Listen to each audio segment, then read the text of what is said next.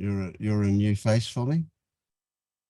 I've been here a couple of times. I apologize for not being a frequent visitor.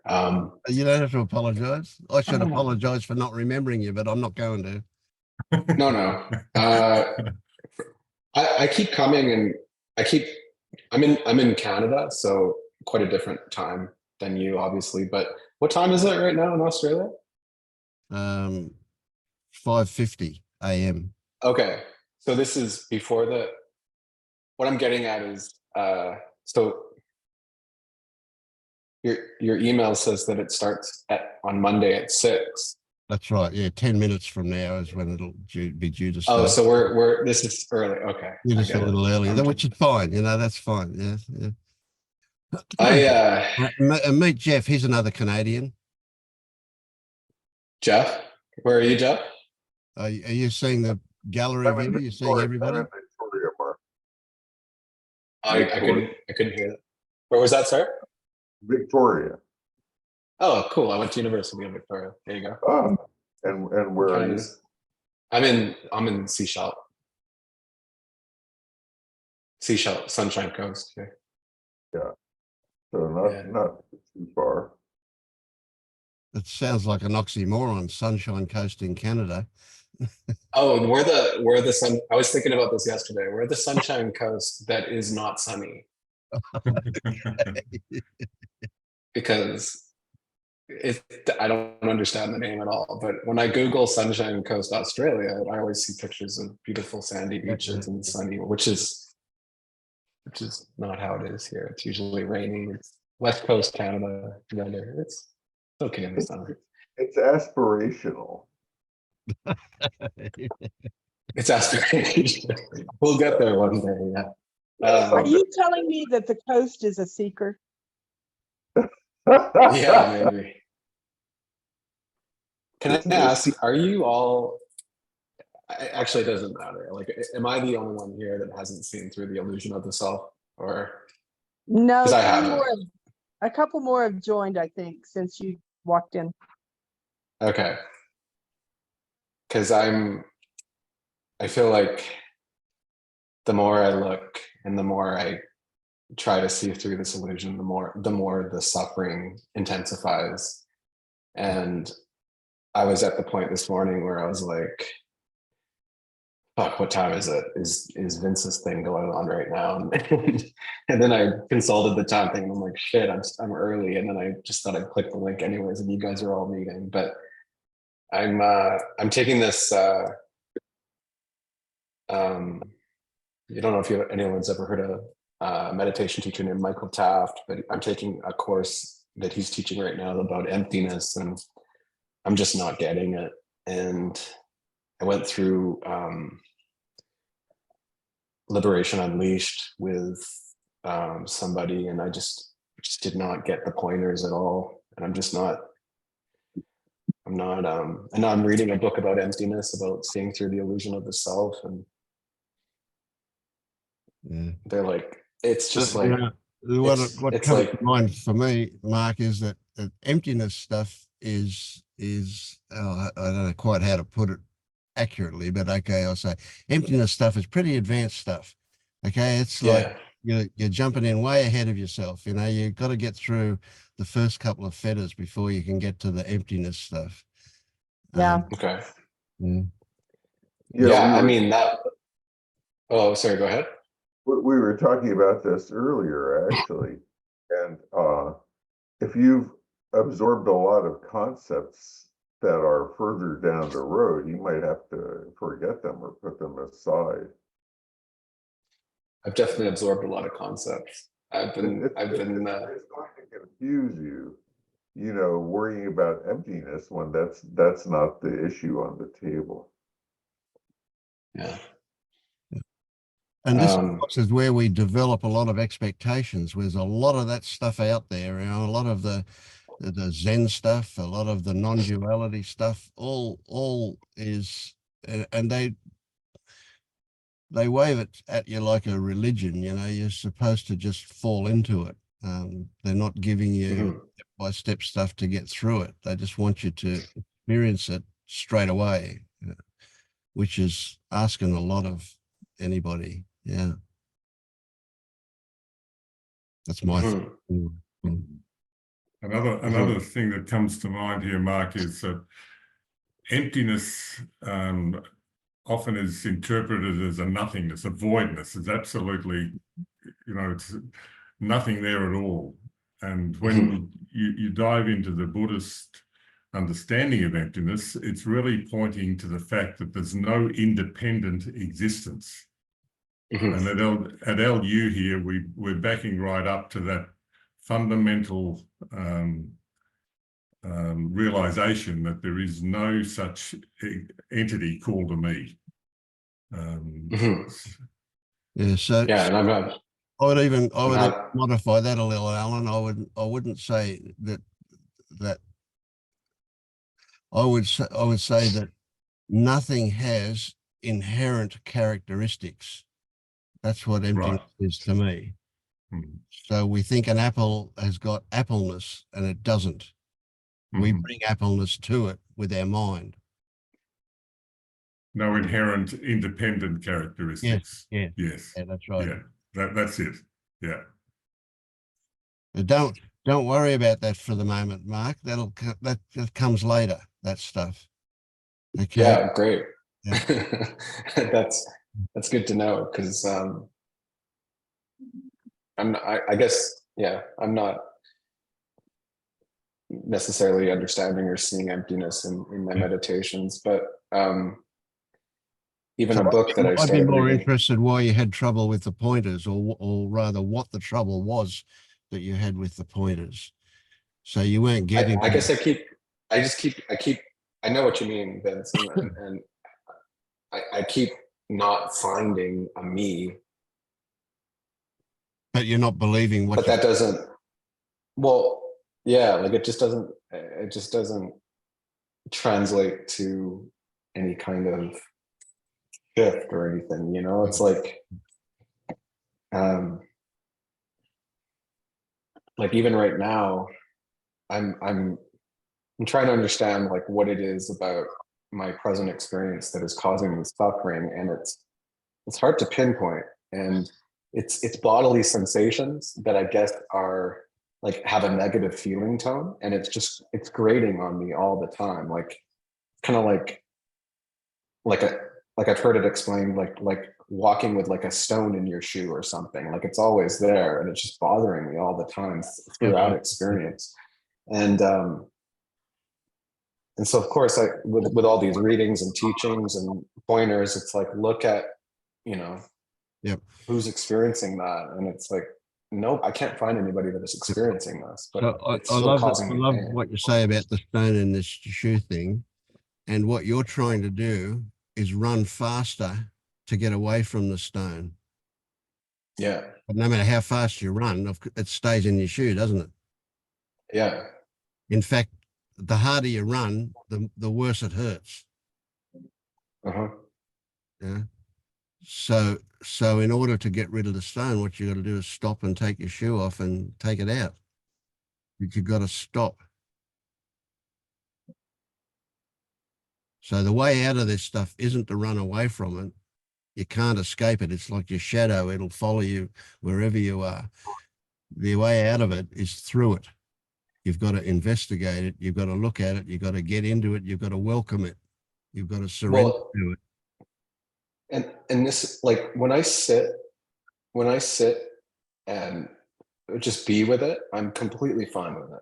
I'm completely at peace. But when I'm not able to close my eyes and just be with it, when I'm working or when I'm doing whatever life, it's like literally having a stone in my shoe the whole day. I get it. So is it just a matter of habit? That's just habit. Yeah. Okay. I don't know how to bring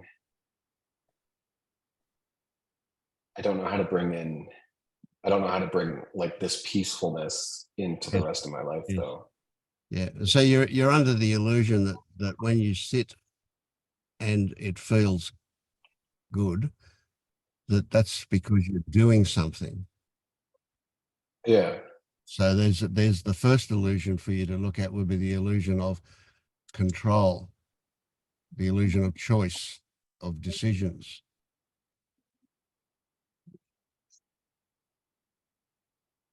That's my thing. But while we're here, there's a lot of other guides here who can help you, and having different perspectives is really good on this stuff. So I'm inviting somebody else to grab you by the throat and give you a shake like a cat would.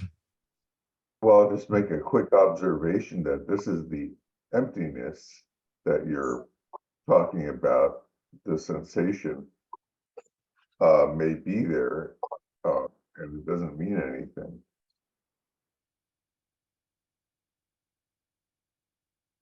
Mhm. You know, if you really see that, but it's just there. So what?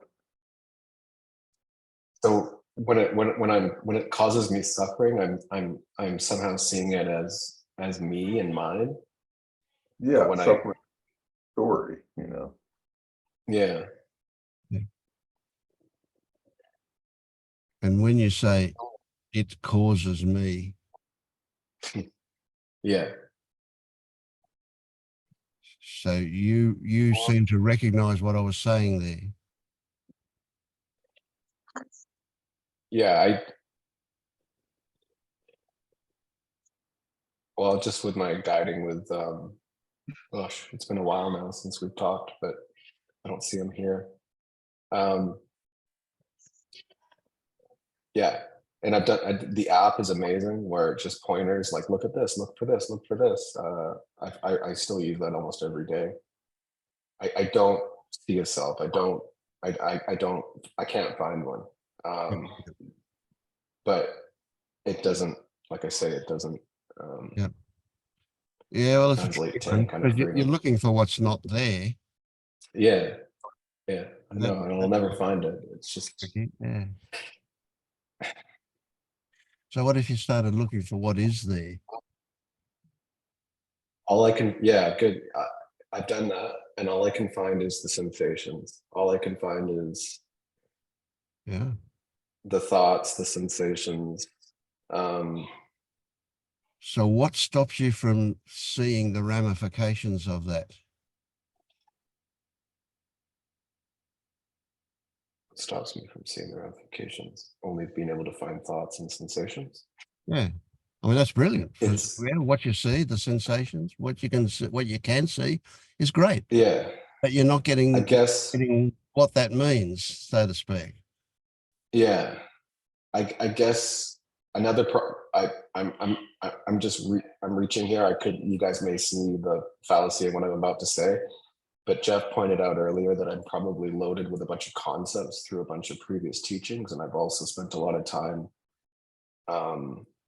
trying to find awareness, like I am awareness. And that was something that my Good luck with that LU, one. well, but I'm just guessing this is causing problems. But my guide, I apologize if I can't remember his name, but he was saying, okay, you are now identifying with awareness. You've created an identity out of awareness. Yep. And well, how come you're telling me there's no such thing as a me or an awareness, but this other teacher is telling me you are awareness, and Yep. I'm very confused. I guess, yeah, I guess when you say, yeah, all I can find is objects. All I can find is thoughts, emotions, and I can get to a place where that's very liberating. And I can just sort of watch it all on a screen. But then the thought comes in, it's like, well, who's watching it? There has to be something watching it. Okay, well, I'm sure you're all very, at that point, you believe your mind again. At that point, yeah. Let me tell you, anytime you come to a logical conclusion, you're wrong. Mhm. Yep, So every Mark, time. I have a Mhm. couple of things come up. First, just shortly about the awareness thing. is that there are different ways to go about disidentifying from the patterns that cause suffering, loosening and disidentifying. And for some, going to the kind of looking for awareness becomes a door. And if it works, it's fine for as long as it works, I'd say. But if you get confused, you know, one way, the other way, then maybe it's just not helpful to attend to that in particular, except if you feel very drawn to it. But kind of more directly to what you say, the two things that come up for me is, one is, it sounds like that when you like sit really still or in certain situations, efforting stops, like efforting to some degree, efforting and the belief that something needs to happen for contentment to be there, for, you know, whatever it is is desired, for that to be there. The belief that something is missing is momentarily suspended or let go of. And the efforting is momentarily let go of. And it sounds like when you move into activity, conventionally speaking, so efforting, it's kind of just habitually efforting get going. And some beliefs in something missing get going. Yeah. So, that it can be helpful to be curious about, like, what is the efforting just in real time. It doesn't even matter that, you know, maybe you have something to say about it and that's nice, but it's the first core thing is not what there is to say about it. It's to be interested in it. Like, how is the efforting happening? And also be curious about, like, what's the belief that efforting has to happen? Yeah. And related to that, when there is that sense of suffering, maybe a curiosity about, like, what is the direct experience of this suffering? Like, what is that? Yeah. So, and all these things, I would guess that the most, like, it's like kind of a loose curiosity that might start infusing more into, so, you know, into states of activity, what is happening somewhat in some of your kind of relaxed, not do something moments. Yeah, I'm trying to be curious. I'm trying to watch it. I'm trying to see what it is that's causing this. I appreciate you guys. Yeah, it's good to hear you suggest it. Yeah, exactly. So that's great. That's great. And it's yeah, that's great. Mark, Elad talked about a moment of not efforting. You were talking about sitting and you can see the thoughts and the sensations and everything's fine. But then when you move out of meditation, if we use that term, it all starts up again. Yes. At that point, the efforting can come from I don't want this. Here it is again. I don't want this. Yes, exactly. Now that is really something to be really curious about. Where, when you look at a sensation, it's one thing to accept it, but then this pushback, this resistance, the resistance to it is the thing to really look at. And if you, do you get what I'm pointing to there? Yeah, but what's so hard is it's like when I'm sitting here doing things like work, it's like it's hard to like really investigate that when I'm supposed to be working. And so when I sit down and I like, okay, now I'm gonna work on myself, it's gone and I'm completely at peace. So, I understand. So this investigating, you were talking about concepts, is a real temptation to go to concepts and try and figure out what's going on. Forget about all that. Just feel into this I don't want. Yeah. Just feel it. Okay. Thank you. So there's a moment, Mark, when you're working and you're working away. How do you know that you're suffering? Yeah. I mean, if you're working and you're right into your work, you wouldn't be aware that you were suffering. So you must be having a momentary coming out of working, out of being involved in your work to realize that you're suffering. Or does it Yes. only happen in memory? Do you only go later on, oh, I was suffering? No, I'm completely, I'm in tune with it all day. Yeah, great. Okay, so Yeah. investigation means simply shifting your awareness to what sensations are going on at the time that you label suffering. And I will guarantee you that when you can see those suffering, those sensations, that that label suffering won't be accurate. It'll be a really, really superficial kind of label that you're putting on it.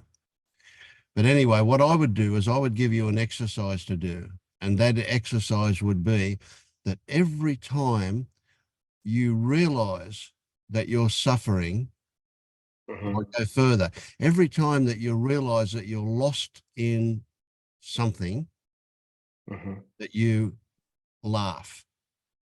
You can't laugh out loud, laugh to yourself, smile even just to yourself.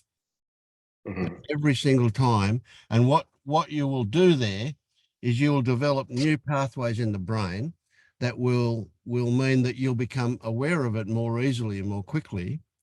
And that simply being aware of it is enough to change it. We're not looking for any really great big dropping of suffering.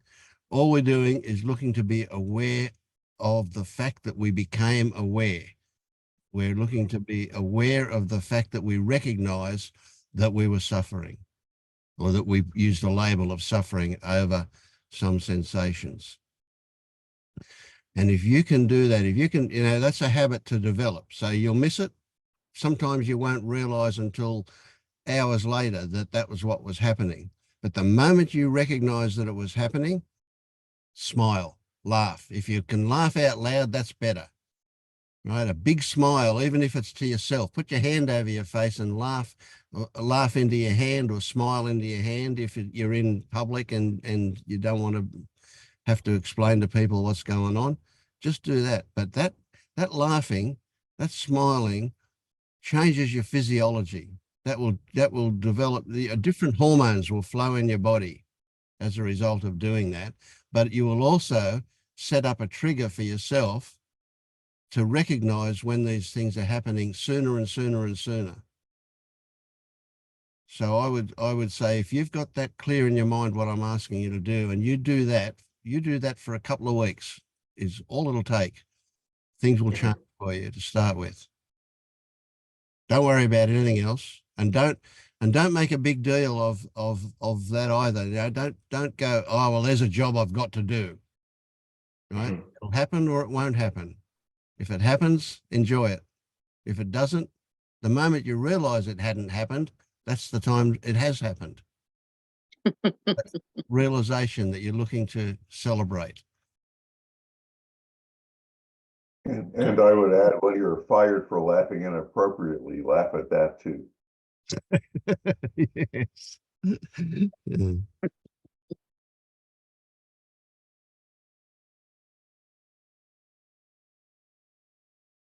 Yeah. Yeah. Okay, I'll try that. This is like the millionth thing I'm going to go about and try now. So Okay, drop everything else. Don't do anything else. Just that. Nothing else but that. And you said you're going to try that. Don't try it. Just do it. Hear what I'm saying. Hear this clearly. It will happen or it won't happen. And if it doesn't happen, you won't know that it hasn't happened. And if later on you realize that it hadn't happened, then it is happening at that moment that you realized it. Yeah. Okay, now don't No, do I mean, I anything just- else. Don't try anything else. Don't work at anything. So Work I work feel on like- the problem. You've been trying too hard. Stop it. So I feel like I'm just gonna say one thing is that I have a sense that maybe as you listen, my sense would be you can feel certain things resonating, and certain things in some ways maybe less. And it's not about the ultimate truth or non-truth of them. It's just about how it meets you right now. Yes. But this internal sense you have as you listen for what resonate, that's good. Like that's kind of like the part that knows when you're quiet. And yeah. And that's more important than anything that's being said here or anything that you're saying to any of us. Mhm.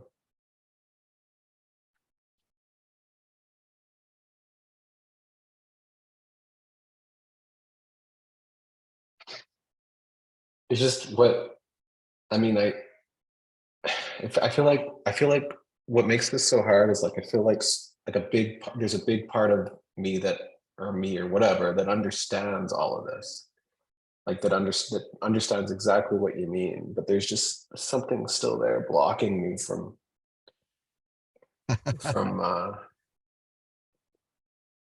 that's I'm Don't sorry. worry about that. Stop. Yeah. Stop. Don't worry about it. It's all Mhm, bullshit. Don't mhm, worry. Put it in the background. There's only one job for you at the moment, and that's to laugh when you recognize that you were lost. And if laugh when I'm and if aware of the suffering awareness. comes up, that's the trigger that you were lost. Okay. Don't do anything else. Don't worry about anything else. Don't worry about blockages. Don't worry about anything at all. Just do that for the moment. We're starting from basics. Mhm. Yeah, that's easy. Yep. Great. Thanks, guys. You're welcome. You've got a lot of great resources here. Yeah. Mhm. Good morning, Lisa Jane. Great to see you here. Hey, Vince. How are you? Oh, I'm all right. How are you? Kind of batshit as ever, but different. Yeah. Something's Yeah. happened. Yeah. Good Yeah, stuff. a lot's happened. A lot. Excellent. Yeah. Yeah. I presume it's good stuff. Oh, it's been the biggest roller coaster ride of my life. Wow. Well, you were already on a huge roller coaster, so that's a big one. Yeah. I mean, to be honest with you, like even sitting here, just in these last 10 minutes or whatever, I've gone in between kind of just feeling alive and vibrating and feeling what I think is maybe some form of love, looking at all of you guys, to, oh shit, I know Vince is going to call on me and I got to talk. What am I supposed to say about all this? And I flipped back and forth. I don't know how many times just in 10 minutes, you know. Yeah. So that's kind of where I'm at. And Yeah. but what you were saying about the laugh thing, I mean, you teaching me to do that. Sometimes I'm laughing every 5 seconds, and other times it'll be 3 or 4 days before that laugh comes. But I'm Forget about it. learning to not beat myself up, even if it's 3 or 4 days, just to be like, okay, Great. okay, I'm back. Yeah. Yeah. Good stuff. You look good. I don't know what it is about you. You look quite good. Your hair's different for a start, but in the face you look fresher or something. I don't know, not as worn out as you used to look. Well, yeah, I don't really even know where I'm at with all the things. You know, I went into liver failure and thought I was dying over Thanksgiving. And then Alan has just been like what was her name? Annie Sullivan to Helen Keller to me. Yeah. Oh, puff his ego up. That's a good one for to. But no, seriously, it just,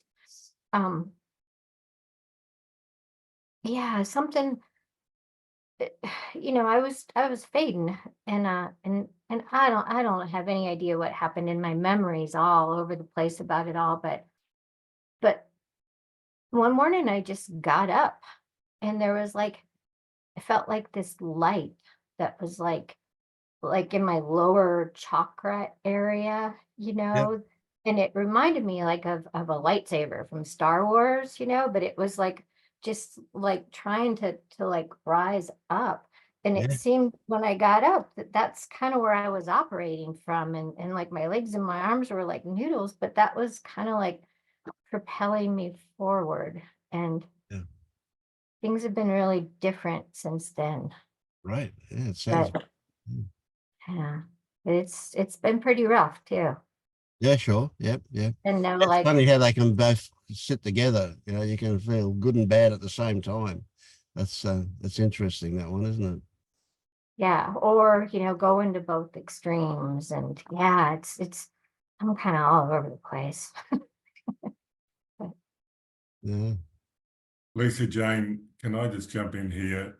One of the things about what you're talking about, and we were talking about it earlier, this issue of discounting.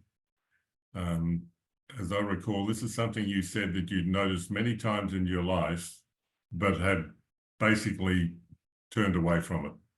Oh yeah, it was like, this can't be it, because I know this. I've been here. Yeah, I thought it would be like, to be honest, everybody else talks about butterflies and rainbows and all these cosmic events. And I just wanted it to be like heroin. I just wanted all the pain to stop, and it does kind of, but it's not anything like I thought it was. And yeah, it's a place I've been a million times before. I just never paid much attention to it.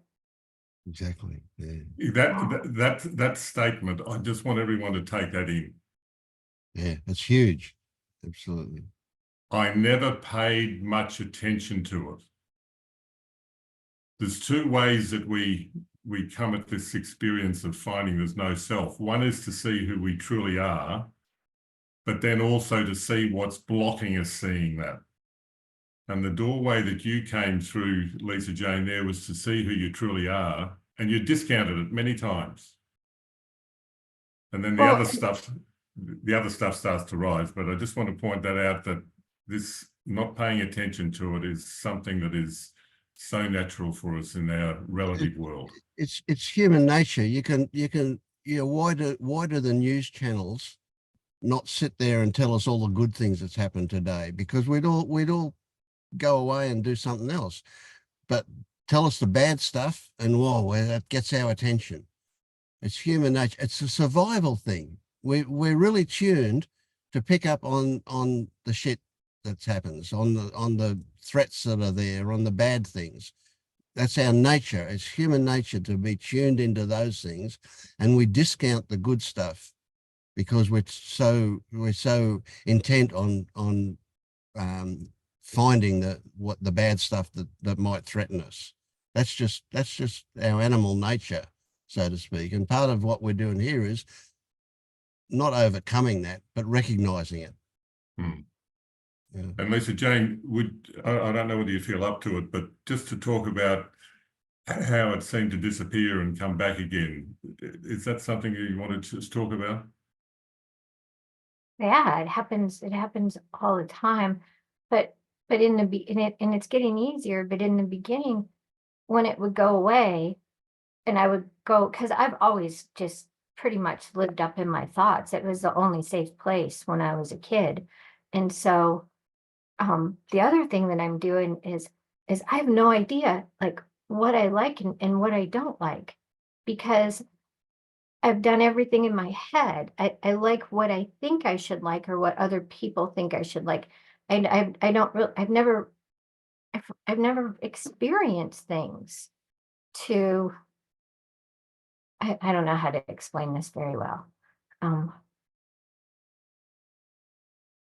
But Yeah, you're anyway, doing great. so like this sliding in and out of it, you know, in the beginning, when I first kind of saw it and got what it was and was in it for a couple days, then when I went back up into my head and it went away, it is really bad, because then I could see kind of the reality of where I've been and what's been happening. And there's all these events that have like come up, like my biggest triggers just keep happening, you know, and it pushes me. But then I'll kind of come into my body and go into that place, and I can see how all these events were like synchronicities. It was just kind of like life pushing me where I needed to go to see what I needed to see. But then I'll slide back into the dark place, that veil drops and everything's just shit and the world hates me, and you know, and then I have to slug through all that again until it will kind of open up. So it's like this push pull back and forth thing that's happening. But you know, it's kind of like I said in Pernella's group, you know, last week, I didn't come to this because I'm this spiritual seeker that wanted to be spiritually enlightened. I came here because of extreme suffering that I just wanted to stop, you know. Yeah. And so maybe I'm- I'll put it to you, Lisa Jane, I'll put it to you that shitty place that you've been experiencing is a solution for you. That's your yeah, place. That yeah. shit place is nothing compared to what you imagine it would be if you let it go. Well, that's one of the things that happened was, you know, it's almost like,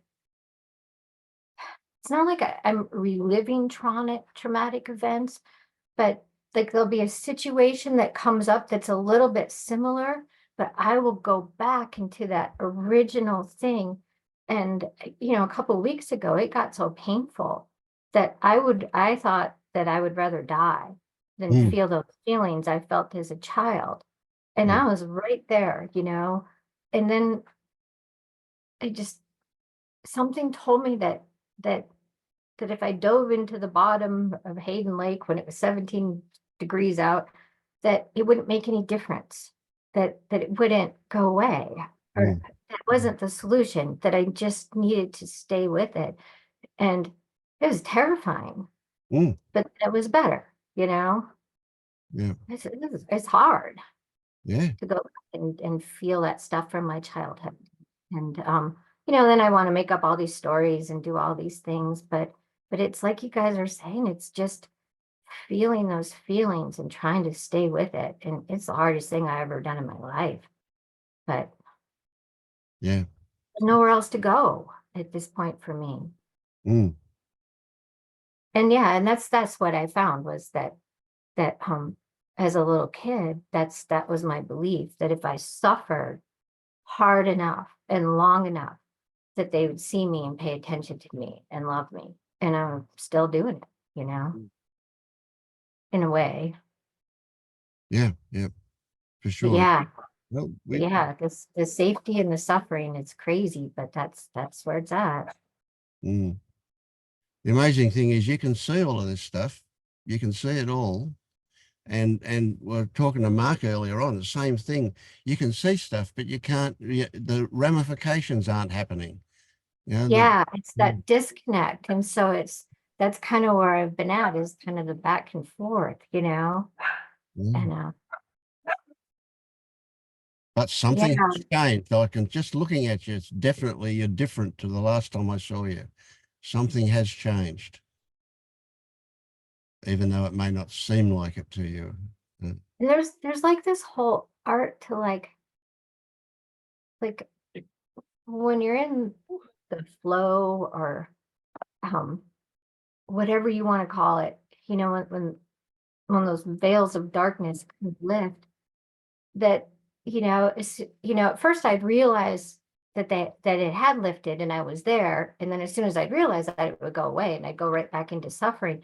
But now it's like figuring out how to kind of stay here without, because you can't grab it, you know? Yeah, yeah, It's yeah. just You can't change so it. Yeah. delicate, and it's like You finding can't the, nail it down. yeah, how can you stay in it and still function in the world? No. Mhm. Well, it sounds weird, but the way to stay in it is don't try to stay in it. Yeah. Yeah, and that's kind of what I've been working with, or I don't even, that's not even the right term, but Yeah, kind of what's I guess happening. that. Yeah. Yeah, it sounds crazy to say it, but have you told that dark stuff that you appreciate it for what it's bringing you, that you appreciate all of the pain and suffering that you've gone through, because it's really good stuff to help you get where you need to go, so to speak. A little bit. Yeah. I had this, so like during the whole liver failure thing, you know, I had like these kind of nightmarish kind of experiences. And I remember, and it's real blurry, but I remember falling through like this cave. It was like I had this vision of me falling, and there was kind of like a pink light at the bottom, but I was just falling, falling, falling. And then at one point, I don't remember landing, but I was at the bottom of the cave, and I was like a group of people. So I think I was kind of like doing IFS on myself, you know, and there was a little girl in like this pink crystal cave, and she was just looking up all wide-eyed, and I realized that that was me. And it wasn't safe for her to come up yet. She could come up Yeah. a little bit, but I sent, like, there was a part of me that went down to stay with her, you know, and all this kind of, and it was like, okay, now I'm doing IFS on myself, whatever, you know, we'll just Yeah. be going with it all. But yeah, and so I've kind of gone back and kind of, yeah, and because I think that that's what it's all about, you know, IFS, inner childhood, whatever, it's bringing that part of me back up into the light. Yeah. The trick is not to get involved in trying to understand it or work it out or even describe it. As soon as we start thinking about it, we kind of get away from it. Oh yeah, and that's all I want to do. I want to make it all magical and mystical. And it Yeah. kind of is, you know. And so it's like finding the balance between, you know, because the stories are what saved me. I can't just abandon them. Yeah. You know. They've done their job. Now we want new stories now. Yeah. Yeah. Yeah. Great. Good one. Lisa, there was something that you had said earlier that led to something arising for me, and that I think many of you may have experienced like trying different diets to try to eat healthier or exercise, and so you change your routine, your habits, what you're eating or how you're exercising, and you feel great, or you feel better than you had. And then for whatever reason, after several weeks or months, you fall back into your old habits, and they were exactly like they were before you changed to the healthier routines, yet it feels so much worse because you're so much more aware of like the distinction between the I guess the current habits, which are now unhealthier, and the ones when you were practicing something else. And so I think there's an analogy here, is that like we've talked about this before, about how you can't go back, like even though you might feel worse now than what you did before you started investigating things. You're not actually in a worse position. You're just more aware of what is here and more capable of feeling and being aware of the things that are lying underneath. I think for me that there's also been this feeling of I can't go back. Like,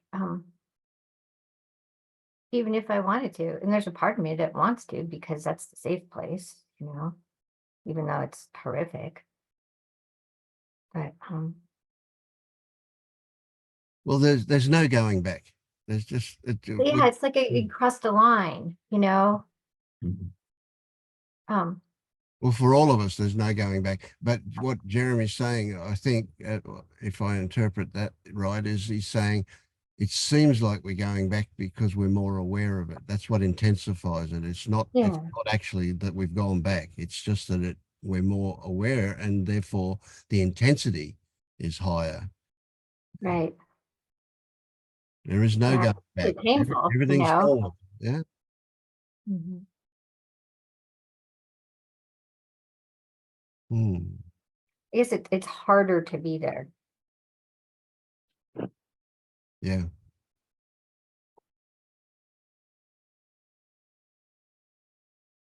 It's more uncomfortable than it was before.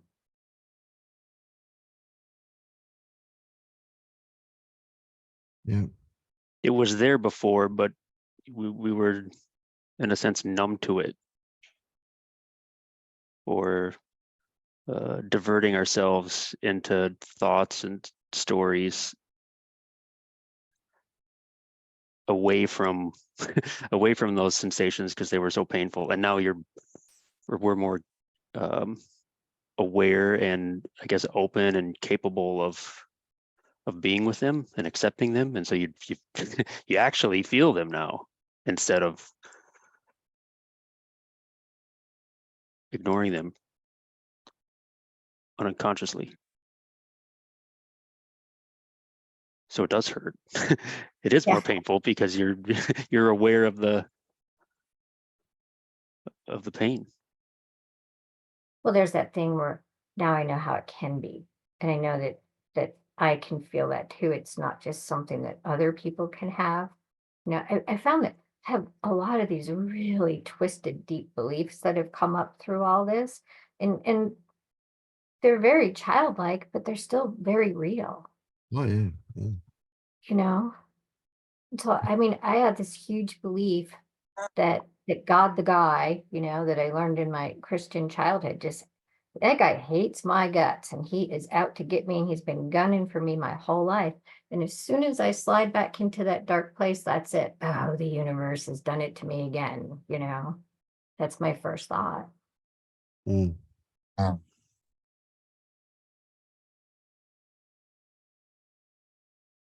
I've heard you reference comparing quite a few times as you've been talking. You are doing a lot of this is now and that was then, and you compare the two, and then you have a response to that comparison. Oh, this is worse than what it was, and you respond to that. So what I'm suggesting is a great exercise for you is to simply become aware of when you compare anything to anything, and especially now to the past. Yeah. Don't do anything with it. Just recognize that a comparison has happened. And make that your go-to thing for the next couple of weeks. Watch when you compare how things were, what is now, what could be, what isn't. Anything that involves a comparison.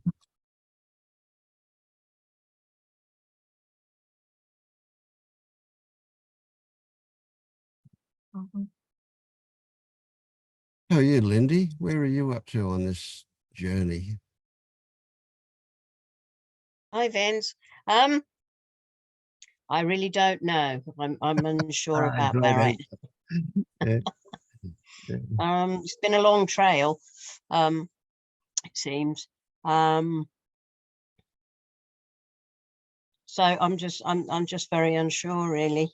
Just trying to just take a day at a time and just do what I allow, what seems to be happening, to allow it when I can. I mean, I'm still efforting, possibly too much, but I'm scared not to be putting in the work. You know, it's like a bit of an insurance Any efforting policy. is too much. Any at all is too much. We never get this by efforting. Any efforting will take you in the wrong direction. We've got to allow Well, I it to guess, happen. yeah.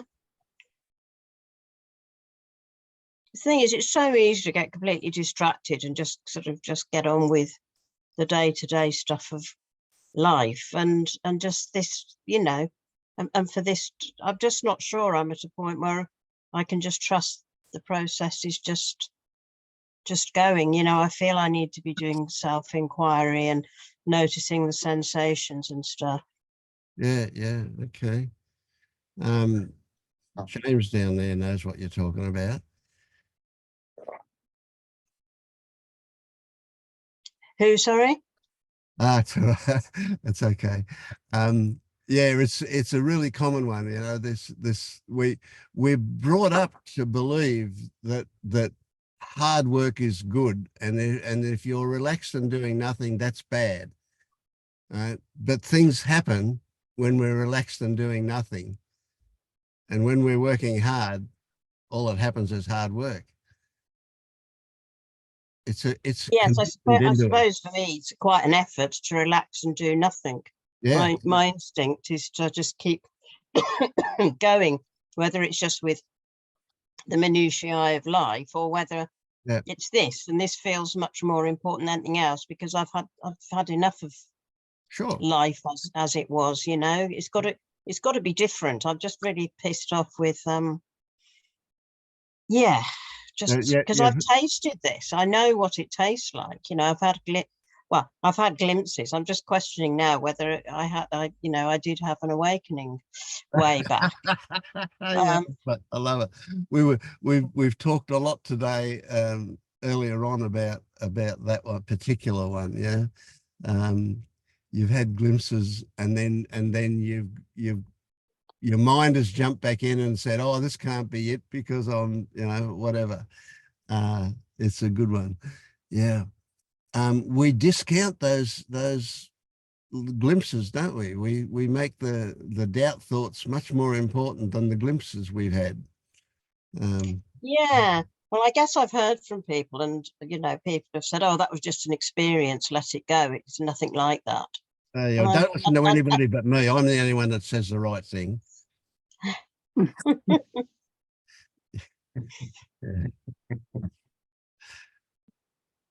But but that it's just literally the last few days I've been re-questioning that. Yeah. Something in response, I think it was to something Paul said on an old video I was watching on here, maybe. Anyway, I mean, whether it was or whether it wasn't, it sort of doesn't really matter. All I know is that that's not where I feel that I am now. But I still have a real longing for peace, really. Yeah. I mean, like Lisa James was saying, for me, it sort of turned into a big spiritual endeavor, but I think I've moved away from that. But it's just the suffering, and it's been so much less over the last month or so since I did a couple of retreats with Angelo. I just feel lighter.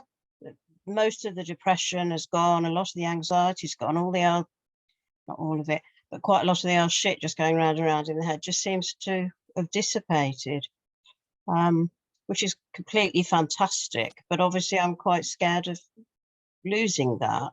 And I just feel I've got to keep the momentum. I've got to keep the fire burning. The spark has actually turned into a flame. I'm not this sort of smoldering ember anymore. It's like, oh, maybe I'm getting somewhere.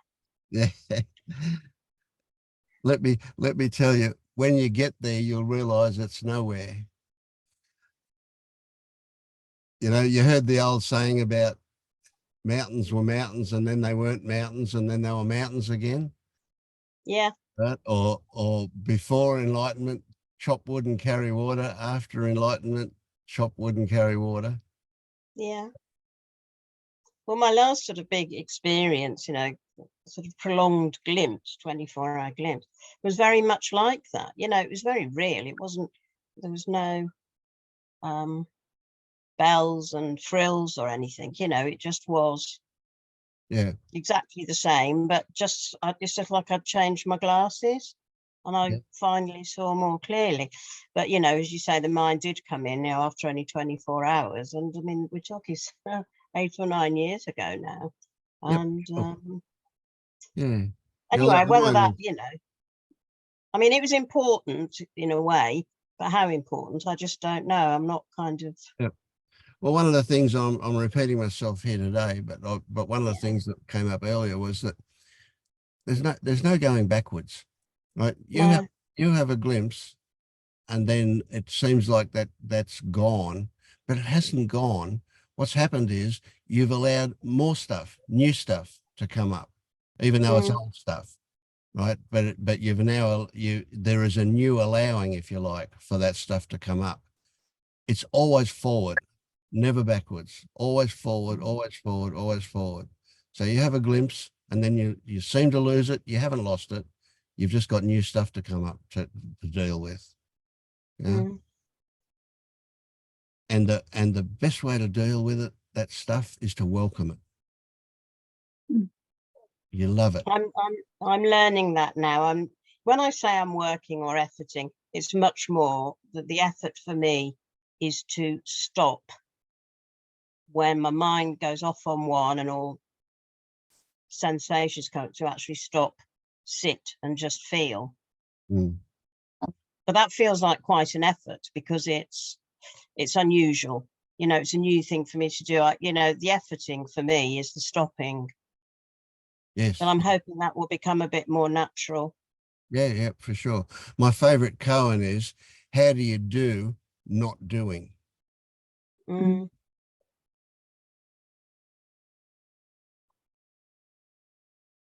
With great difficulty here, it seems. Yeah. You say earlier, I joined at 7 p.m. here. Did you start early or have I got the timings wrong? We have an hour meetup before this one, which is called guide training. So it's people who have started guiding and some older, more experienced guides get together and discuss how to help people. So you might have come in a little bit while that was still happening, but some of those are still here, and you've got a lot of good resources here to. I know. It just feels like a really rich, massive, rich well. I'm trying not to seek so much, just sort of stick much more just with, rather than jumping around. But I was looking at the feta stuff, and I heard about you through Panilla. That's interesting. I do find everything's directing me that I do look at or I hear or somebody says or whatever, for me is very much about mind identification. That is absolutely feels that is what I need to get a handle on. And although intellectually I feel like, I feel that's getting more and more embedded, I'm not quite sure how it's working out in between. Okay. Let me tell you something. Something you just said triggered this for me, and that's to relate my awakening experience. And I was a seeker for well over 40 years. I was obsessive seeking, looking, wanting, right? And when it happened for me, that was one sentence that did it for me. And this bloke said to me, he said, "Vince, while ever you keep scratching the mosquito bite of seeking, it will never heal." And the hair on the back of my head stands up even today when I say that.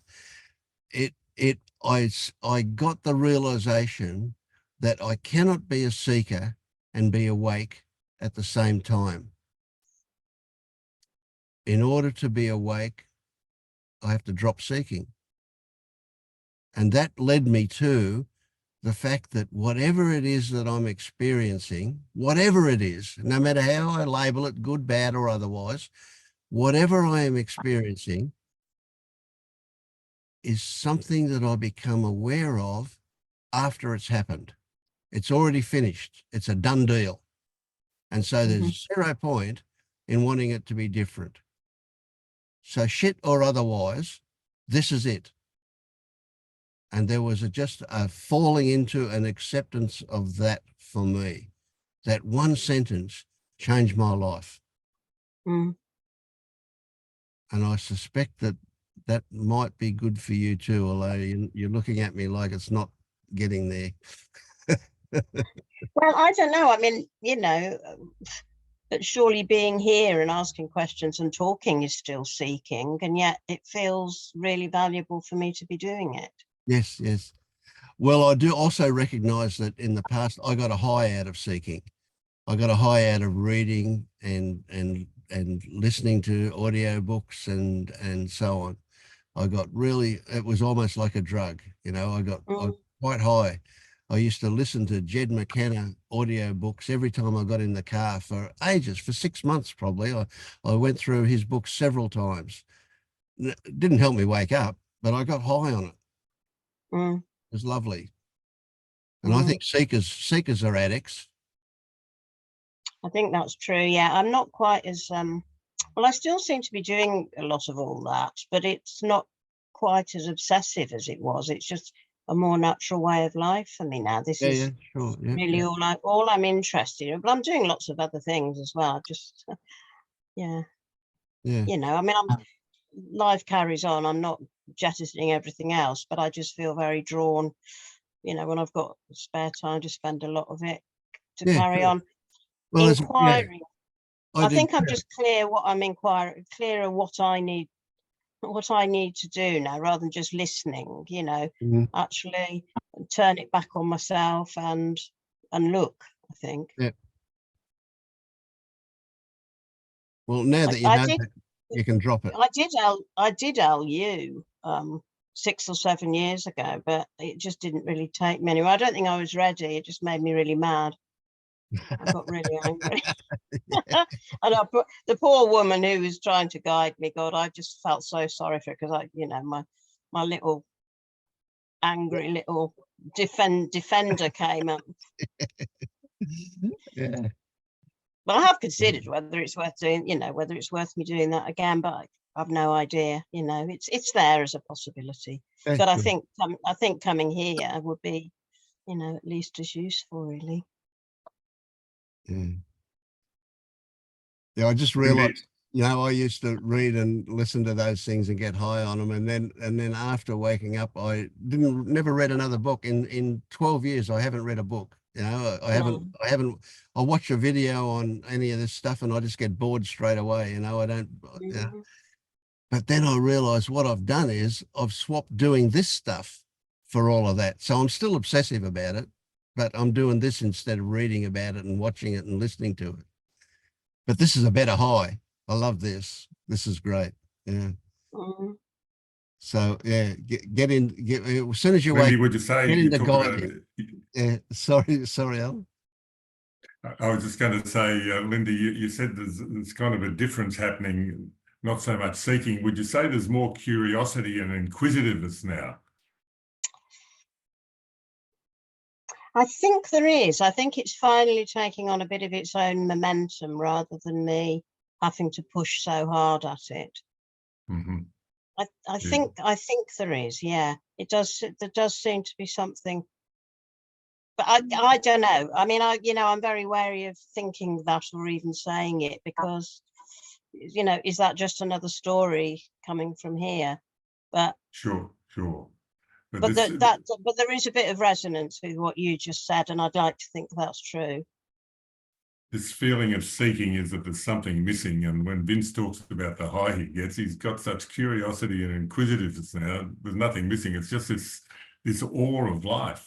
You know, this curiosity takes over. It's a beauty. That's part of the shift. We're starting to realise incredible mystery here rather than trying to work it out. Yeah, well, I'd like to think that I'm maybe changing over towards that, but Do you have to don't think wanna- about, do you have to think about that, or is that just something that is deeply felt? I think it's starting to be felt. I have thought that for myself, literally in the last few days, actually, that there's something starting to, because I've almost been praying and just saying, for heaven's sake, whatever it is, come and meet me a bit, you know, I'm doing the work, I'm here, this is what I want, you know, and I'm scared to stop inquiring, I guess, because I don't want to lose the momentum that I feel I may be building up. But how true that is or not, I don't know. I mean, I suppose just whatever's happening is happening, and I'm still efforting, but it doesn't feel like efforting as much as it used to. So a gift I can give you is this. Whatever you think about is not it. Stop thinking about it. It's a joke. All I want is just that I just want the suffering not to come back, basically. It seems to have dissipated to a large degree just in the last few weeks. But there's a great fear after a lifetime of it, really. You know, Yep. just any insurance policy, I'm taking it because I just don't want to fall back into that. You can't go back. You won't go back.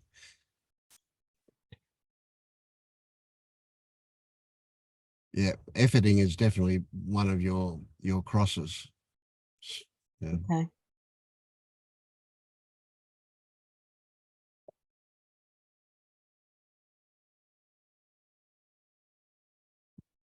James.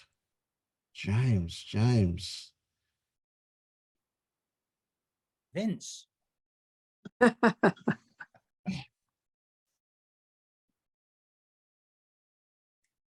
You look a bit different to me too. What is it? There's maybe I had a shower. Oh yeah. Right. Yeah. I shall fill the silence, but it's what to fill it with. I'd like to echo everything Lindy said, but also to say you're much further along the path than me, this path that doesn't exist. So I look forward to reaching your levels of peace and tranquility. But on a serious note, to put it more the way I feel at the moment, I know I can't get off the fence by anything I do, but I'm bloody fed up with my bum being sore sitting on the fence. So there's a frustration that, as I say, like Lindy's saying, I want to do something to make it happen, but I listen to everybody else and they say, sadly, there's nothing you can do. So hopefully my bum won't be sore for too much longer is all I can really say. That's it.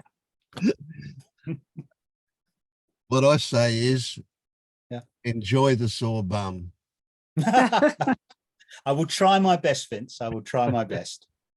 Yeah.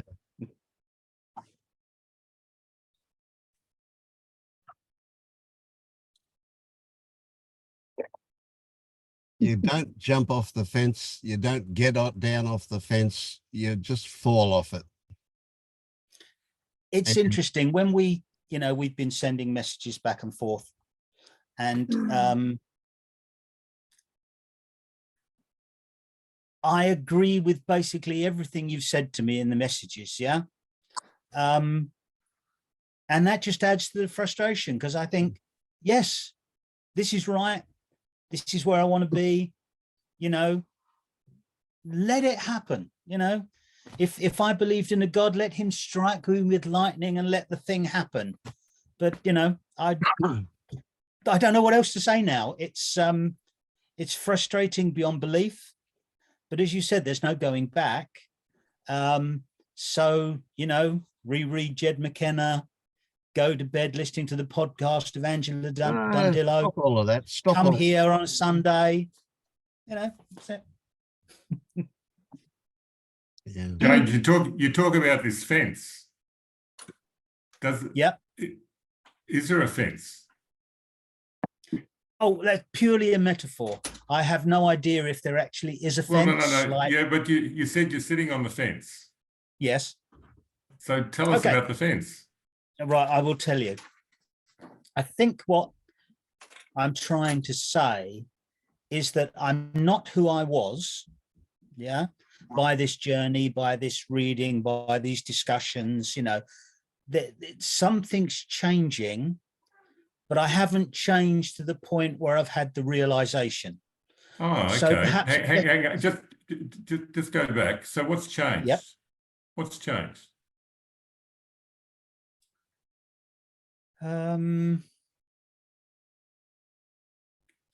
I react less to difficult situations in two ways. One, if it's a situation like I'm talking to my wife or one of my daughters and they're telling me something's wrong, you know, as a typical sort of male in the past, I tried to jump in and solve the problem. So I'd immediately be trying to do something when really all they want to do is talk to me. So I realize I react less in that. I sit back and wait. And also my emotional reactions are slower. Sounds like I've sort of got something wrong with me, but they don't, the emotional reactions don't jump straight into the sort of front of my face, you know, and make me go, to something. So calmer in a practical way and calmer in an emotional way. Okay.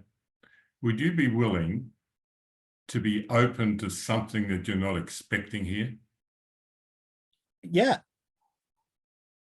What if what you describe is what you're not expecting?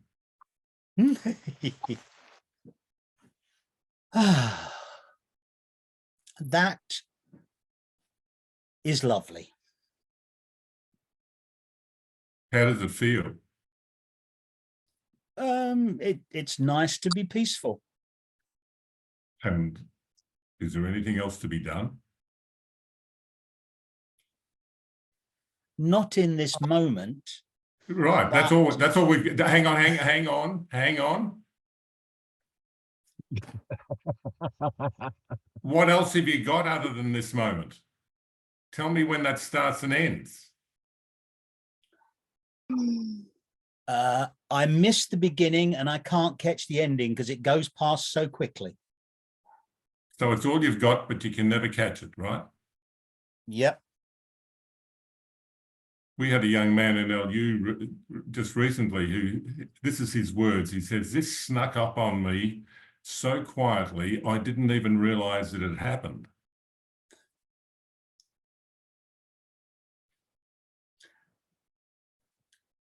In a moment like this, in this moment, in the only moment, yeah, I can't refute what you say. I don't want to refute what you say. Okay. Well, what causes you to refute it? What causes me to refute it is obviously thoughts. Yeah. And what have you said about thoughts? 99.9% bullshit. So why do you want to go on refuting? No, seriously. Seriously. No, okay. Seriously, right. The reason it doesn't feel as though I'm there. See, here we go again. The reason, where are you going to go for a reason, James? To thought. Yes. And what did you say about thought? You said then complete rubbish. Exactly. So what are you doing? Wallowing in rubbish. Exactly. And you're happy in doing it, right? Sadly, no. Stop laughing. Stop laughing. This is serious stuff. Okay. I love it. I love it. Mate, what's going on? Where's that fence? Where's that fence?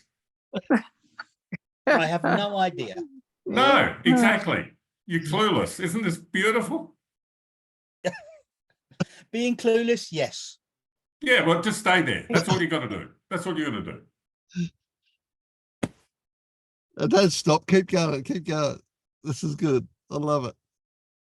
James, when Alan, I can't remember exactly what he said, but are you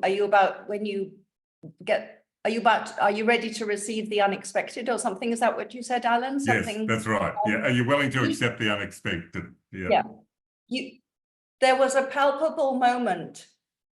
There was a silence, there was a moment, and there was a shift. It was felt. You felt it because I think we felt it. Yeah. Did that shift, where did that shift land that you said yes? Was that mental, or was it like some sort of energetic all body, like, stop, this is it? You didn't need to be going to the mind. It was there, it was present for a moment. And it was like, oh, this feels empty. I've got to go back in here and go back thinking. But there was the difference between when you were present to that shift, but somehow it, it's just different and uncomfortable and lighter. And so going back to the thinking is an old default. So Yes. there's a truth moment, and just sort of, oh, how did that feel? And trying maybe to be able to revisit that, because now you had even if it was just for a moment, you had that body insight. Yeah, Alan James, I and want to Vince- add too. Oh, go on. Can you Go on, Jenny. not know? Can you not know? Can you just sit with not knowing until Yeah. the mind wants to start knowing again? Where's that fence? Can you be with discomfort of not knowing crap and not needing to understand it? Like, who needs to understand it but a thought chasing its tail?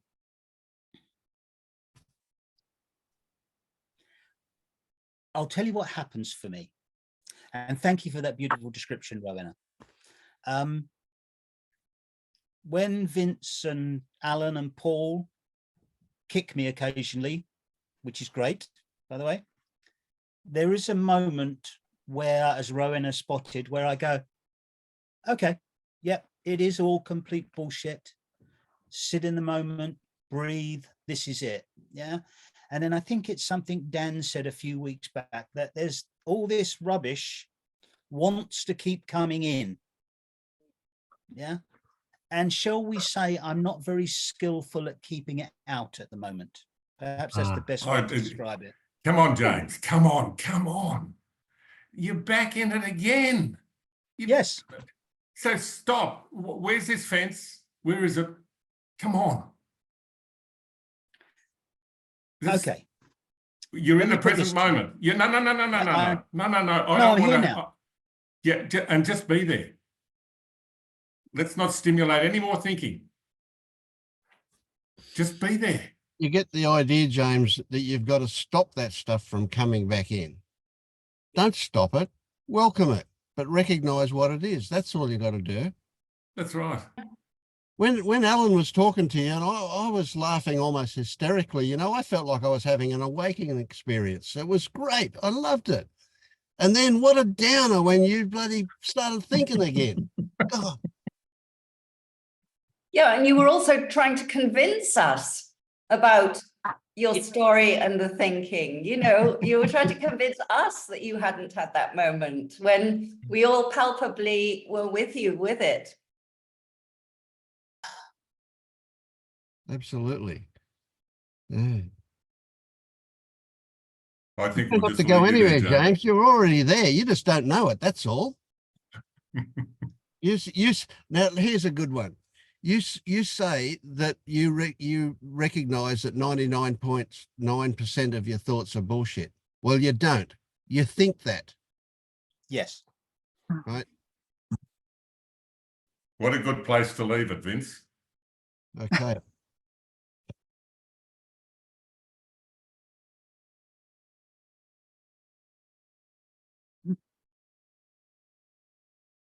Where are you up to, Will?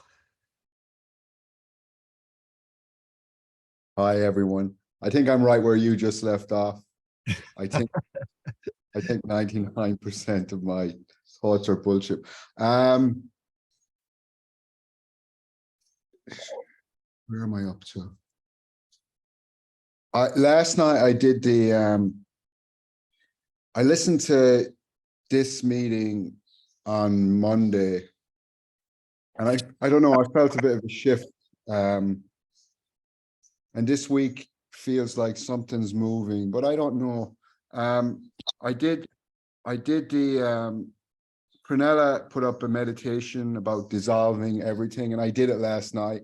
And I went to bed, and I was just laying in bed, like I couldn't feel my body much. And I was kind of conscious of thoughts coming in and then going back into this felt sense of not feeling anything, and just feeling this kind of constriction somewhere around my neck or my belly. And I felt it again this morning, and I've been feeling it the last couple of days a little bit. And it just, what I'm taking it, the word I'm using is it's no. So every time I have like, which is a lot, where I say no to life, where if I'm standing in line and I'm losing patience, or I'm judging somebody, and that's a lot when I'm going into that. There's something here, and it seems to be mostly in my neck and my belly, and it's like a real and last night it felt like that's all I was that. That's all that was it when I wasn't in thought, and I kind of drifted off to sleep like that. But I did my first ever one-on-one with somebody this week, and like I've done, like in November I did the Angelo retreat. And then I did an online one, and I felt like all this openness and spaciousness while I was there and doing and the online one. But then a couple of days later, it was back to square one. And I have no problem sitting in these retreats, and I can really go deep. There's me and sound, and the sound mixes with the sensation, and there's all, I can get there, but like there's no stability with it. So I was telling on my one-on-one, I was speaking to the teacher, and I was telling him that, I have no problem going on these retreats, but I don't want to meet my neighbor in the hallway. And I wouldn't say I'm reclusive, but I isolate quite a bit. And I have a huge fear of social interaction and kind of taking risks. And I live kind of small and stay safe. There's a lot of control. There's not much room for joy. I'm seeing all this now. It's very like restricted.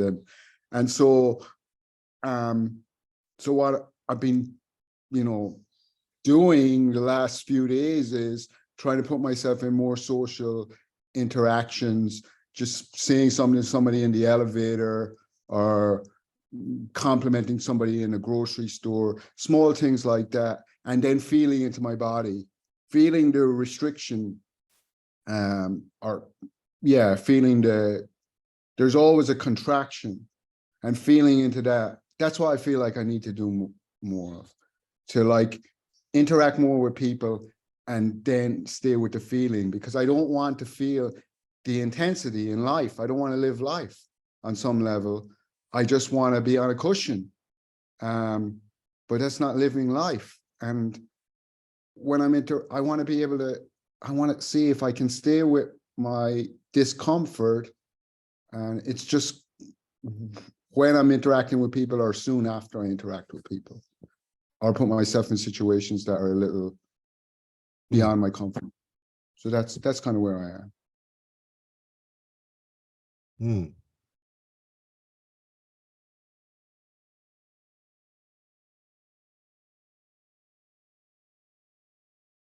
Like I like, there's been a lot of suffering, that's why I'm doing this. Mm. I feel, yeah, I feel like I haven't really ever been able to connect with myself or with other people on a deep level.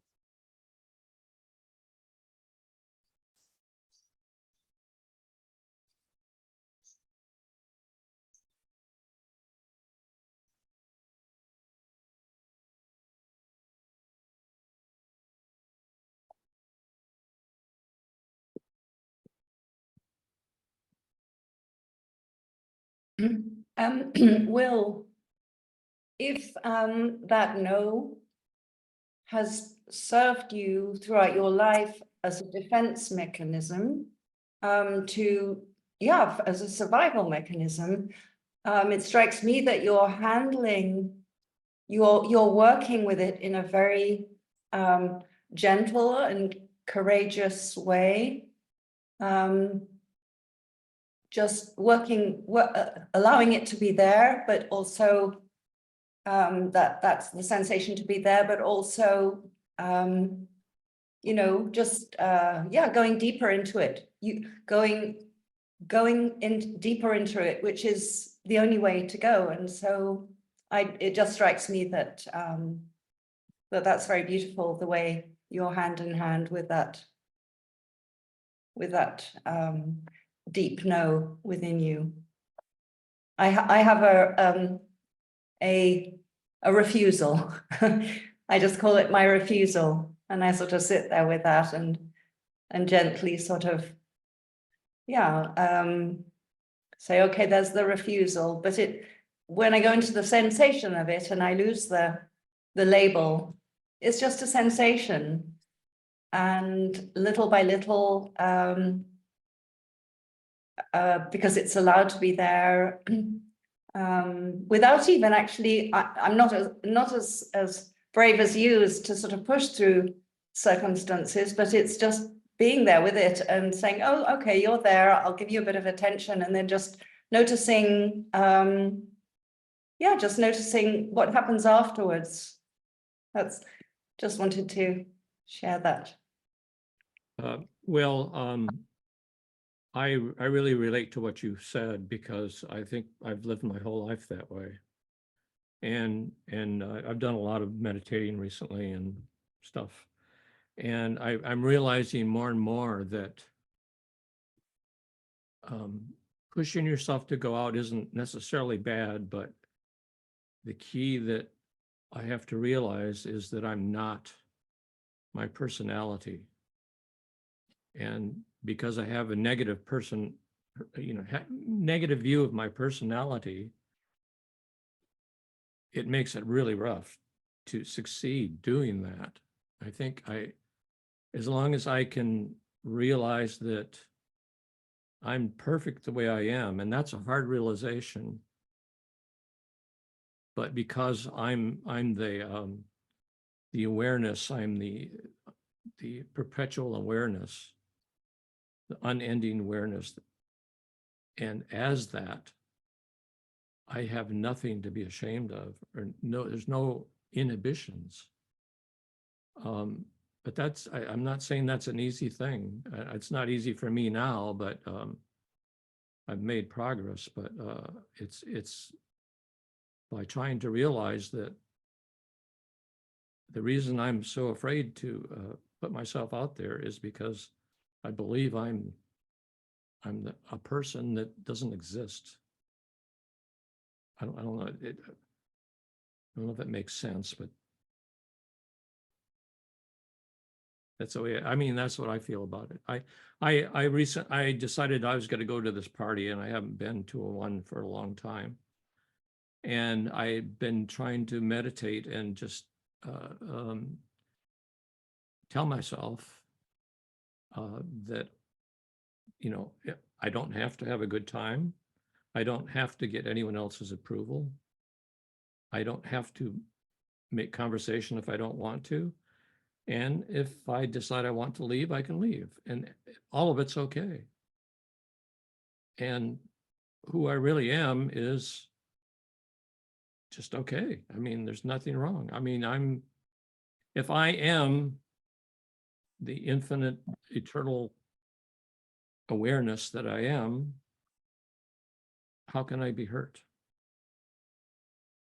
But you know, when we believe we're a personality, that's when we get, then suffering comes in. And yeah, I've been dealing with a lot of suffering, and I've been trying to not try to analyze it, but just feel it, get into it, and kind of welcome it, which is really hard to do, but it always seems to dissipate, or it doesn't go away completely, but it gets weaker. I'm kind of feel like I'm going all over the place, but anyway. No, thank you. I encourage you That's to good. Yeah. look at yourself, look at who you are. And once you realize that, and it's going to take time, but once you realize that, then being social is not going to be such a threat. Mm. What comes to mind here is to say to you, Will, and to you, Richard, that you guys are really lucky. It's a gift. You've got this thing that you call suffering, this whatever however you define it, agoraphobia or whatever you want to call it, whatever label you want to put on it. It's a gift. It's not a problem. It's a solution. That's what Penilla would say. It's a solution. It is your way of coping with what goes on. So you need to thank it.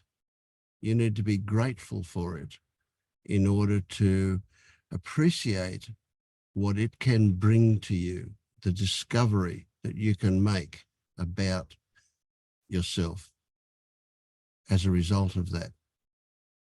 You know, for people who don't have something as stark as that, it's much more difficult. So I'm not talking about thinking of it as a good thing. I'm talking about actually feeling gratitude towards it. It's a gift that you've got. Life has handed you this wonderful opportunity through this to become awake, to get somewhere.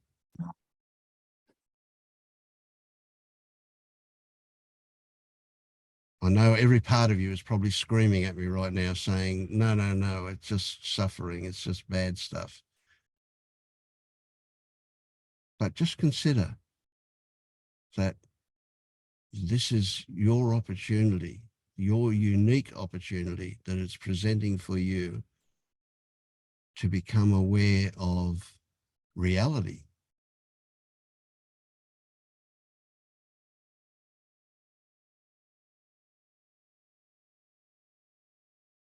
Sure, in the background, there's always going to be this, I want it to go away. But the only way it's going to go away is if you accept it. You surrender to it, you welcome it, you appreciate it, you feel gratitude towards it, and it'll go away or not, but that's your only opportunity. Trying to chase it away doesn't work. That only intensifies it.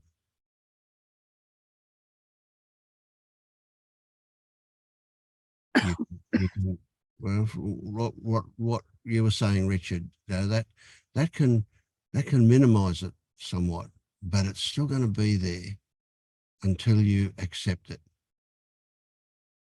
That's your only chance for it to go away, is to accept it. Can I ask, is there an accepting, or is it just a not a rejecting? Yes, yeah. Yeah, you're right. But rather than analyze it as much, it's what I'm trying to, it's gratitude. what I'm trying to do is engender a feeling of gratitude or of appreciation when I say acceptance and surrender. I'm not talking about something to do with your mind. Your mind is involved, of course, because you think about it, but I want you, if I say gratitude and acceptance, we're talking about a body, yes, we're talking about an opening, right? Whereas rejecting is a body, no, it's a closing up kind of thing. And that just hangs on to things. It's opening up the body, opening up the chest, that feeling of in the lower chest of gratitude, of wonderful appreciation. That's what I want to happen. So, you know, yeah, we can talk about whether or not, you know, I mean, yes, that's right. You're right. There is at a mental level, talking about acceptance. It is what you say. It's nothing. It's not there. It is a lack of rejection, a lack of that body no. But the feeling. Let's talk about the feeling. That's what we want to get happening there. What you said, sorry, what you said earlier about the person telling you about the mosquito itch and how you kind of had this realization that everything you've experienced has already happened. So there's really no use taking issue with that. That really and then something you were saying with James about, you know, James, like, what if what you've been, I can't remember the words, but James's conversation. And then just now, like, personally, whenever I've read the teachings about going to acceptance, I've always gone to a separate third party me, like the experiencer going to, sorry, maybe this doesn't make sense, but I've gone to this idea of me accepting the situation, which has always, to me, it just doesn't make sense. And what I'm getting from today's call is there is nothing other than just this happening right now. It was in Hawaii. There's nothing outside of what's happened or happening now, and you've already accepted it. You only have a choice to reject it, really, or not to reject it. Does that make sense? It's this emotion that I'm feeling, or I don't know the person's name, Will's having this no feeling, that already is in you. You're already experiencing that. It's already in your experience. So the only thing you're doing is further rejecting that. Does that make sense? So by not rejecting it, you're accepting it. It feels like for me the shift, I feel like there's a shift the last couple of days, as in I'm just using the word no, that's just what comes up, but it's just the contraction in my body say, I'm just meeting it. I feel like I'm just meeting it. I'm just saying hello to it. Yeah, great. That's big. And this is the first time I feel like I'm really beginning to do that. And that meeting it is that's it. That's it. There's nothing else. All I just got to do is meet it. And the thing about me being kind of more secluded and stuff, the more intense maybe that the more intense the feelings are going to be, the better for me, if I want to use that word. But the more intense that the emotions come up, or the felt sense comes up, and if I can stay with that, the more intensity, I feel like that's a positive, if you know what I'm saying. You But can that's bounce where off, yeah. that's where the growth will be for me if I can meet this. And it's only energy. It's really not that bad, but my mind, you know, it's Yeah. not that bad. It's not that bad, you know. It's not bad at all, actually. It's just Yeah. it's okay. Sounds but like it's you're in a good place, Will. yeah, it feels like that. It's very new. We'll see what happens, you know. Yeah. Well, that's brilliant too. That don't downplay that, what you just said. That's discovery mode. That's being open to whatever. And that's brilliant. That's lovely. That's really, really productive stuff. Yeah. And we don't have to work it out. We don't have to even to describe it. You know, let's just experience it without words even. Yeah. I like it. One thing that what you're just describing, well, makes me think that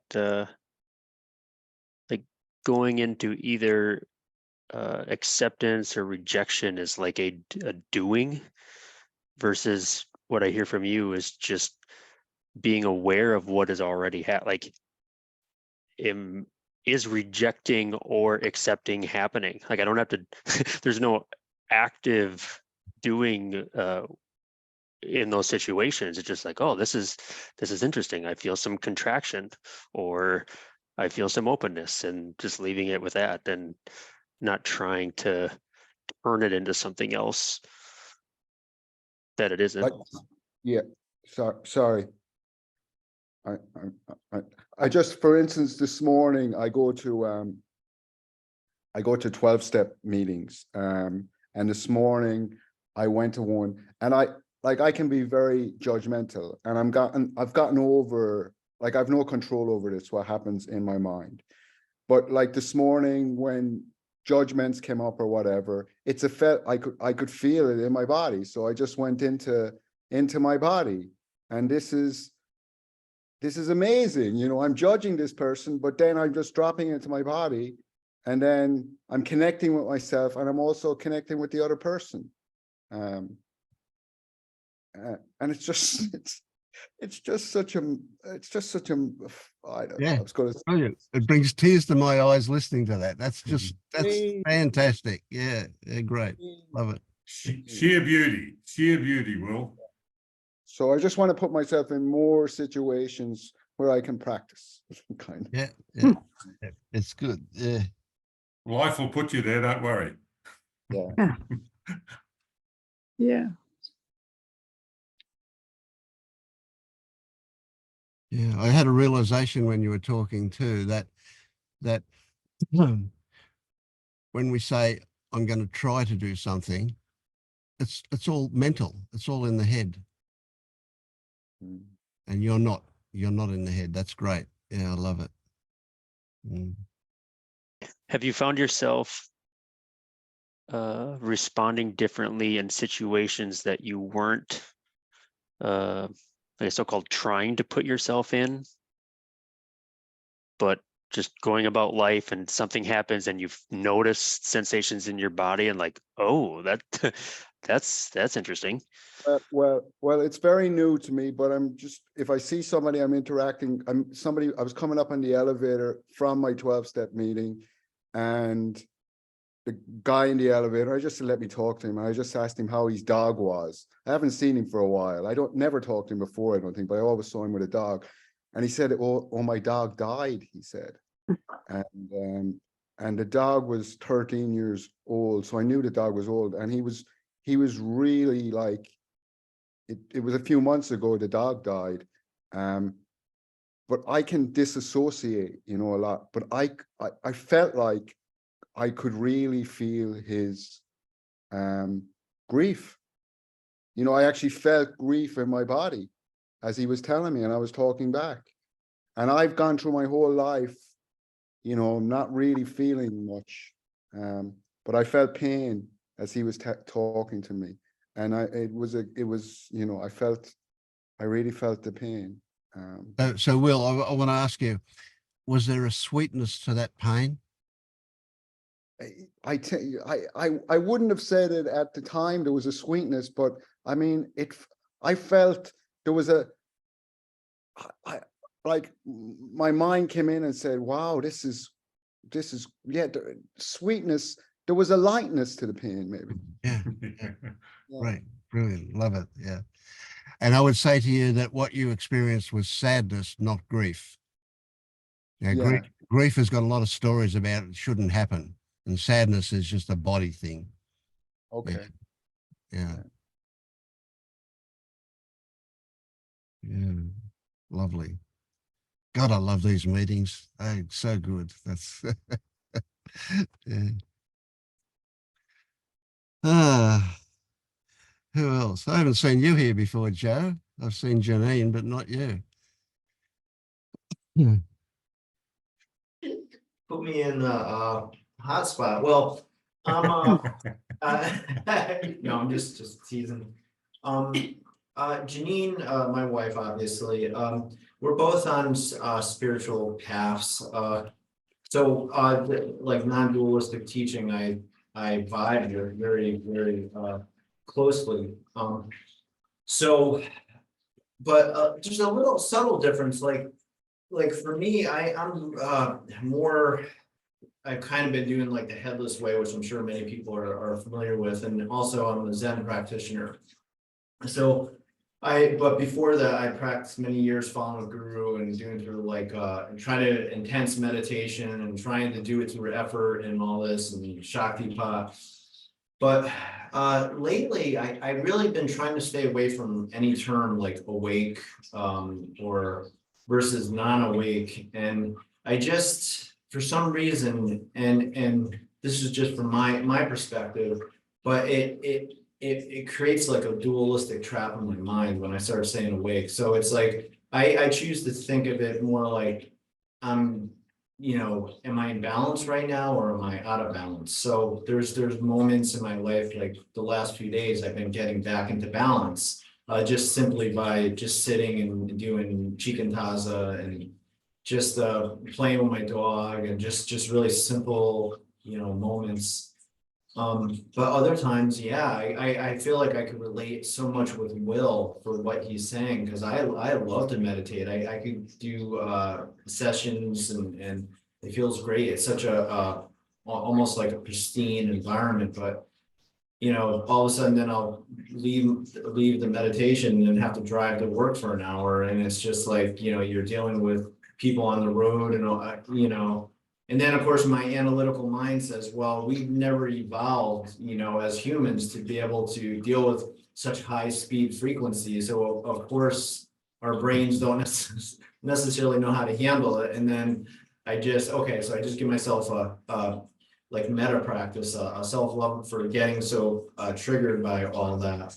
But I just enjoy hearing all these stories and talking to everybody here, because it's good to keep the more you talk about it. It's kind of an irony, obviously, because you don't want to talk about it and analyze it too much, but I think it is important to touch base with people that you could share this stuff with.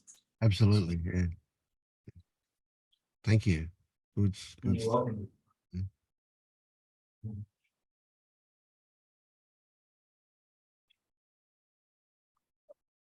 How are you traveling, Timo? You were traveling pretty good last time I spoke to you, which was some time ago. Yeah. I guess I don't remember. It was a while ago now. Yeah, long ago, yeah. Seems like. Yeah. I'm just currently just swimming around in confusion. So I've lost like all motivation. Especially with spirituality. I went to Angela Lulo's. Oh, we froze.